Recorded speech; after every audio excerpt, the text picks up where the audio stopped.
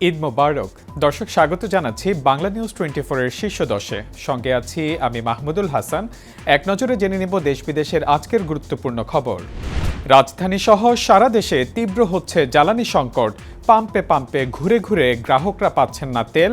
Bank বন্ধ থাকায় pay order করতে না পারায় এই সংকট, জানিয়েছেন পেট্রোল পাম্প মালিকদের সংগঠনের আহ্বায়ক। ঈদের ছুটির পর পরিস্থিতি স্বাভাবিক হবার আশা। চাহিদার তুলনায় কম সরবরাহে বিপাকে তেল পাম্প মালিকরা। দেশে তেলের কোনো সংকট নেই, সরবরাহ অব্যাহত আছে বলে মন্তব্য জ্বালানি মন্ত্রীর।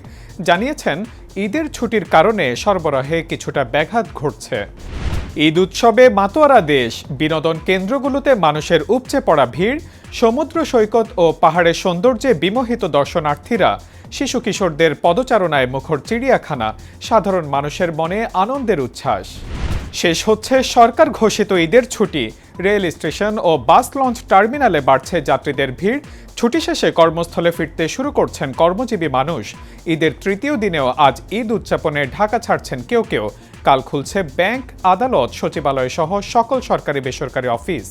তরুণ বাইকারদের বেপরোয়া ঈদ উদযাপন। হাত পা ভেঙে রাজধানীর পঙ্গু হাসপাতালে ভর্তি 177।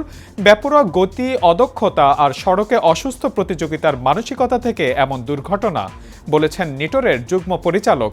আনন্দ করতে গিয়ে জীবন বিপন্ন না করার আহ্বান। পাবনার ঈশ্বরদীতে বিএনপির দুপক্ষের সংঘর্ষে গুলিবিদ্ধ হয়ে প্রাণ হারালেন এক গৃহবধূ। আহত অর্ধশত। শরীয়তপুরে আধিপত্য বিস্তারকে কেন্দ্র করে সংঘর্ষে ককটেল বিস্ফোরণ। আহত অন্তত 15। 25 ঘর বাড়ি ভাঙচুর। নারীসহ আটক 6। তাজা ককটেল উদ্ধার।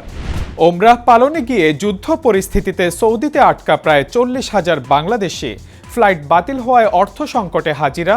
রাষ্ট্রীয় ব্যবস্থাপনায় দেশে ফিরিয়ে আনতে বিমান মন্ত্রণালয় হাবের চিঠি। প্রবাসীদের ভিসার মেয়াদ বাড়াতে মধ্যপ্রাচ্যের দেশগুলোর সাথে পররাষ্ট্র মন্ত্রণালয়ের যোগাযোগ। দেশের স্বার্থ বজায় রেখেই মার্কিন বাণিজ্য চুক্তি বাস্তবায়নের ঘোষণা বাণিজ্য প্রতিমন্ত্রীর। যুদ্ধ পরিস্থিতিতে সংকটময় সময়ের ইঙ্গিত মির্জা ফখরুলের।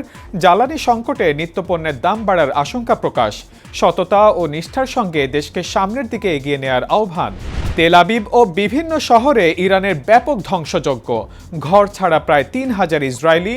হামলা চালানো হয়েছে সৌদি আমিরাতেও। জবাবে তেহরান সহ একাধিক শহরে ভয়াবহ বিস্ফোরণ। লেবাননের দক্ষিণাঞ্চলের প্রধান সেতু ধ্বংস। এবং ইরানি ক্ষেপণাস্ত্র হামলায় হতবাক ইসরায়েল। প্রশ্নের মুখে দেশটির নিশ্ছিদ্র প্রতিরক্ষা ব্যবস্থা।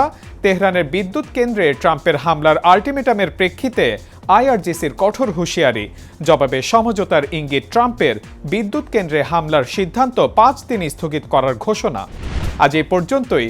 সবশেষ খবর সবার আগে জানতে ভিজিট করুন বাংলা নিউজ 24 এর ওয়েবসাইট, ইউটিউব চ্যানেল এবং ফেসবুক পেজে। এতক্ষণ সাথে থাকার জন্য ধন্যবাদ। সবাইকে ঈদের শুভেচ্ছা।